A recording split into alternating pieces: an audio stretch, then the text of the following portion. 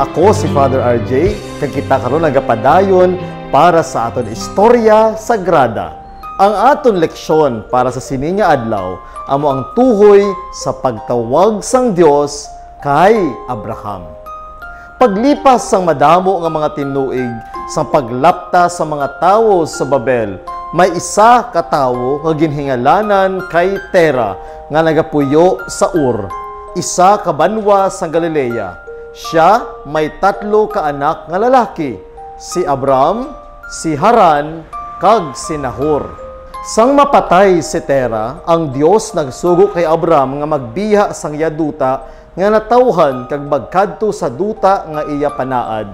Nangako siya sa paghimo kay Abram nga amay sang isa ka dako nga pungsod, kag ginsilingan pagid niya si Abram nga bangod sa iya ang tanan nga kapungsuran sang duta pagapangin bulahanon.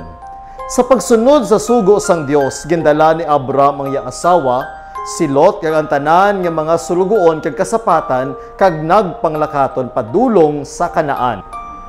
Ang Dios nagpakita kay Abram kag nagsiling, "Ini nga duta ihatag ko sa imo mga kaliwat."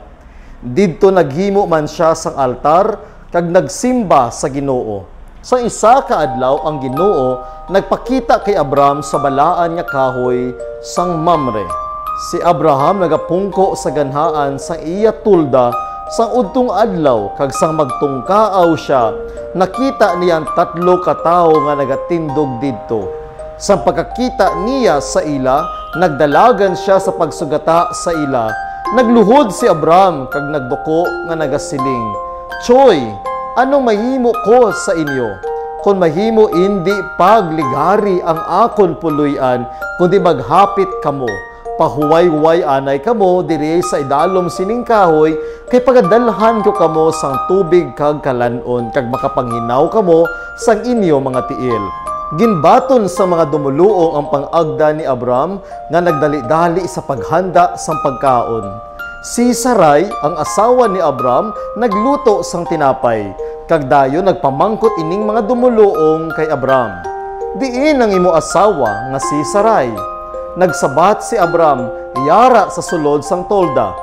Ang isa nagsiling, "Sa tapos sang 9 ka bulan, magabalik ako diri kag ang imo asawa nga si Sarai magaanak sa isa ka bata nga lalaki."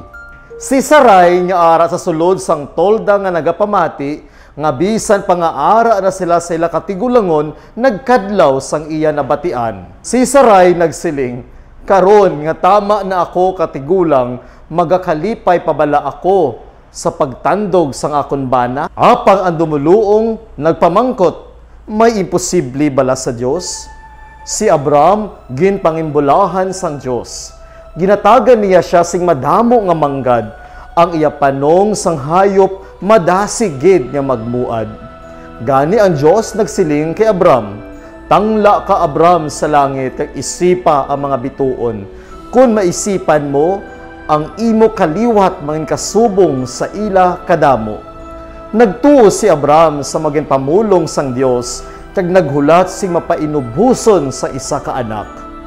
"Amo ini ang aton kasugtanan nga akon ginahimo sa imo. Nagsaad ako nga mangin amay ka sa madamo nga mga pungsod. Ang imo ngalan indi na Abram, kundi karon ikaw pagatawgon na nga Abraham, tungod kay ginahimo ko ikaw nga amay sang madamo nga mga pungsod."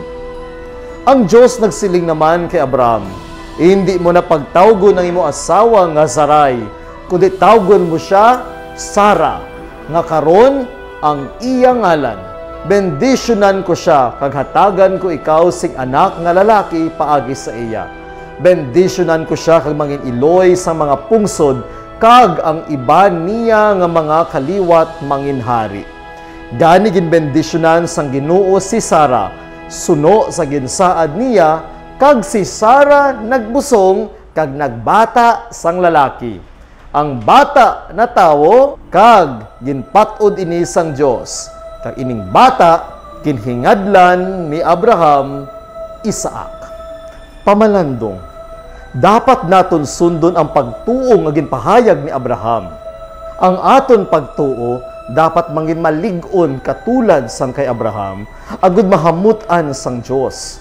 Ang mga kamatuoran sang pagtuluhan ginpahayag agud hindi makasayop sa Dios paagi sa iya hindi makasayop nga simbahan. Ang landong sang hungod nga pangduha-duwa isa ka pagtiaw-tiaw sa pagkamatinuoron sang Dios.